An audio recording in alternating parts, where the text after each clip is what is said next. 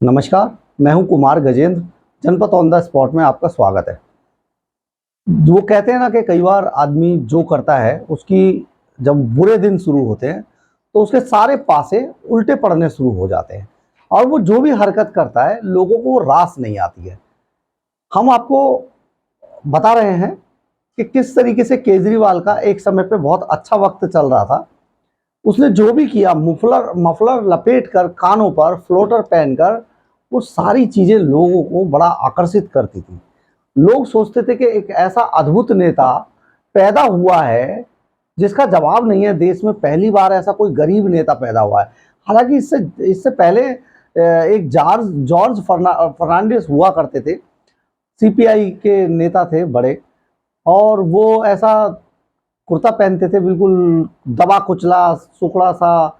उस तरीके की चीजें जब वो करते थे लोगों को बड़े आम से लगते थे। बड़े कद्दावर नेता थे राजनीति में।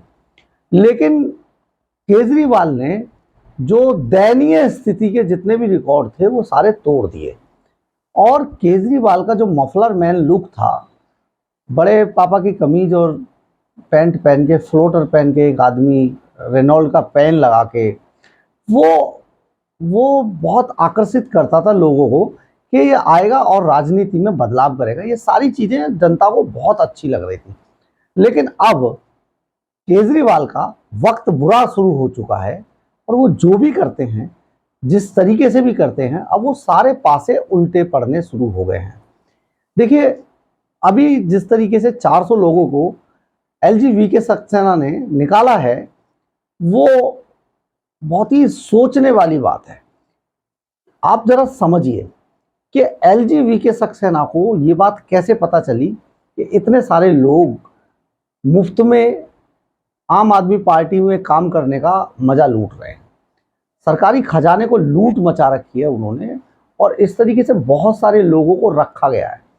हम आपको बताते हैं दरअसल हुआ क्या था। जैसे, क्योंकि केजरीवाल ऐसा आदमी है जो किसी पे भरोसा नहीं करता है। वो आदमी अपने किसी भी आदमी पर कोई भरोसा नहीं करता, और वो सारे पासे इस तरीके से लेके चले थे कि कोई भी आदमी उनके खिलाफ अगर चू भी करे तो उनको इस बात का पता लग जाए।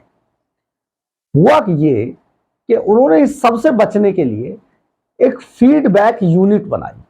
ये एक सीक्रेट यूनिट थी, लेकिन इसका काम ये था कि ये पूरे दिन की सभी मंत्रियों की, सभी एमएलएज की, सभी ऑफिसर्स की, दिल्ली सरकार में जितने अधिकारी काम करते हैं, चाहे वो एसडीएम हो, डीएम हो, चाहे वो सेक्रेटरी लेवल के हों, जो भी अफसर काम करते हैं, जिनको ऐसे अफसर जिनको के उनके पर्सनल ऑफिस मिले हुए हैं, उन सभी के आसपास एक ऐसा नेटवर्क खड़ा किया केजरीवाल ने कि वो नेटवर्क का काम सारे दिन उस अफसर की, उस नेता की जासूसी करना था।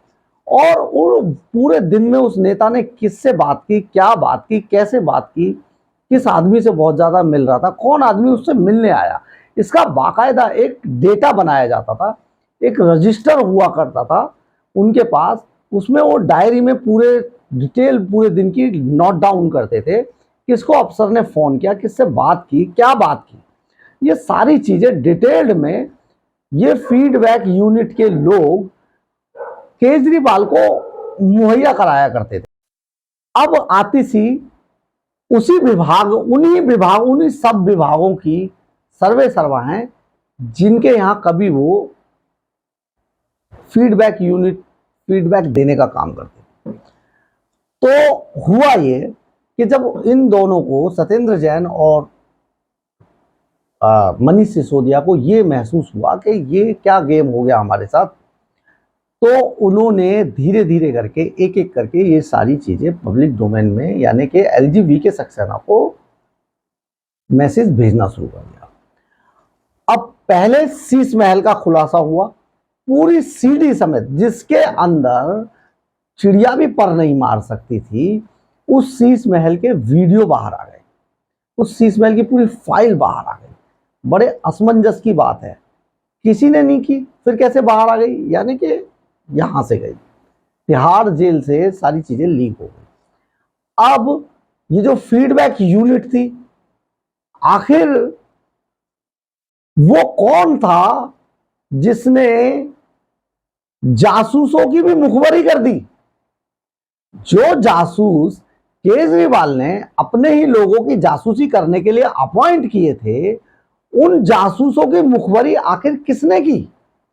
सोचने वाली बात है। सोचिए, ये जो मुखबरी हुई है ना, ये भी सीधे सीधे तिहाड़ जेल से मुखबरी हुई है। ये मुखबिरी जो कंप्लेंट के रूप में वीके सक्सेना के सामने आई, वही वीके सक्सेना ने सारी रिपोर्ट बहुत आनन फानन में मंगाई और एलजी साहब ने कार्रवाई कर दी। और हम आपको यह भी बता देते कि ये केवल 400 लोग ही नहीं है, अभी बहुत सारे लोगों की जांच चल रही है। आने वाले दिनों में हजारों लोगों की तादाद में ऐसे लोग अभी और निकलेंगे जो केजरीवाल के लिए फीडबैक यूनिट के तौर पर जासूसी कर रहे थे, और वो सब जासूस बहुत जल्दी दिल्ली सरकार के बाहर कर दिए जाएंगे, क्योंकि ये जासूस इस ढंग से जासूसी कर रहे थे केजरीवाल के लिए, उनका कोई भी खास हो, कितना ही भी खासम खास क्यों ना हो, उस सब की जासूसी डे बाय डे होती थी, पल पल की होती थी, और सारी जो रिपोर्ट थी वो शाम को केजरीवाल या उनके सिपह सालारों के टेबल पे होती थी, और वो जांचते थे कि किसके साथ क्या किया जाए। ये एक बड़ा नेक्सस तैयार किया गया था दिल्ली गवर्नमेंट के अंदर। हर आदमी को बर्फ में लगा दिया गया जो केजरीवाल के खिलाफ कुछ भी बोला। हम आपको ये भी बता देते हैं कि केजरीवाल सरकार आने के बाद सरकारी अफसरों ने खुले रूप में या फोन पर टेलीफोनिक कन्वर्सेशन में उन्होंने कोई भी बात करना ही बंद कर दिया था। पहले हुआ करता था कि पत्रकारों से नेता या अफसर बहुत खुल के बात कर लेते थे कई विषयों पे, लेकिन इसके बाद से मना हो गया कि आप ऑफिस में ना तो आएंगे और ना प्लीज यार आप बात करना। तो कुल मिला के जो अफसर लॉबी थी, वो अफसर लॉबी भी केजरीवाल एंड कंपनी से बुरी तरीके से खपा थी। ये सब ने इतना गुस्सा था इन सब में कि वो अपने आप को पूरी तरीके से सरकारी अधिकारी होने के बावजूद वो बंधे हुए थे, वो अपने आप को बचाना मुश्किल था। कई ऐसे अफसरों को भी हम जानते हैं जिन्होंने अपने ट्रांसफर करा लिए और वो किसी ऐसी सुस्त यूनिट में जाके बैठ गए जो बहुत ज्यादा, जिसका कोई वजूद ना हो। और जब भी उन अधिकारियों से हमने बात की, उन्होंने यही कहा यार मिलके बात करते हैं, कहीं बैठेंगे। और हमें जब भी उन्होंने कुछ बताया तो बहुत पर्सनल बैठकर कहीं पर उन्होंने हमसे चर्चा कर ली, वो भी अकेले में ही की, यानी कि कोई साथ भी हुआ तो भी चर्चा नहीं हुई। आप समझिए केजरीवाल ने किस तरीके का एक नेक्सस अपने ही पूरी दिल्ली गवर्नमेंट के अंदर शुरू किया था। बजाय जनता के कामों पे ध्यान देने के, केजरीवाल ने ये पूरा नेक्सस खड़ा किया और दिल्ली के खजाने से करोड़ों रुपए सैलरी के रूप में ऐसे अपने ये प्राइवेट जासूसों को दिए। ये टैक्स पेयर का पैसा था जिसे केजरीवाल ने बर्बाद कर दिया, जिसे डेवलपमेंट पे लगाना चाहिए था। दिल्ली के अंदर एक भी ईंट नहीं लगी है, यानी कि विकास के नाम पे कुछ नहीं हुआ। जितने भी कार्य हुए आप जो देख रहे हैं, जो भी कार्य हुए, ये शीला दीक्षित के समय के प्रोजेक्ट हैं जिन्हें बहुत देरी में अब पूरा कंप्लीट किया जा रहा है। रही बात जो स्कूलों में टाइलें लगा दी, तो टाइलें लगाने से एजुकेशन का स्तर नहीं सुधरता।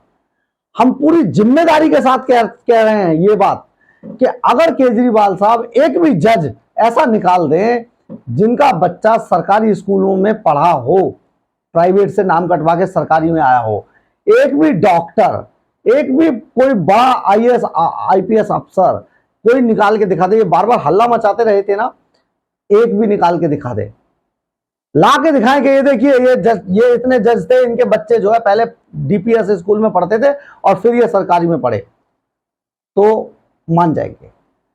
लेकिन क्योंकि ये केवल भाषण तक रहा और केजरीवाल ने अपने फायदे के लिए करोड़ों रुपया सरकारी खजाने से, दिल्ली सरकार के खजाने से फूंक दिया, पानी की तरह बहा दिया, तो ये एक बड़ा मामला था। अब सवाल ये पैदा होता है कि आखिर केजरीवाल के जासूसों की मुखबरी किसने की। ये मुखबिरी केजरीवाल की जो भी हुई है, ये सब वाया तिहाड़ जेल हो रही है। आप समझिए कि जो आग अरविंद केजरीवाल ने लगाई थी, वो उसी आग में उनका जलना निश्चित है। और बहुत जल्दी मैडम सीएम का भी पता चलेगा कि मैडम सीएम कौन थी। इसलिए केजरीवाल का यहां से अब बुरा वक्त शुरू हो चुका है और उनका पतन निश्चित है। एक बार जरा गौर कीजिएगा, हमने क्या सवाल उठाए थे, सोच के देखिएगा कि किस तरीके का सीएम दिल्ली के लोगों ने चुना था। जिस आदमी को उन्होंने मफलर मैन समझा था, वो किस तरीके से पर्दे के पीछे क्या खेल कर रहा था। आपसे गौर करने की चीज है। ये अगर मेरा वीडियो पसंद आया हो तो प्लीज़ आप लाइक और शेयर जरूर करें, मुझे इससे बहुत ऊर्जा मिलती है। जय हिंद, जय भारत।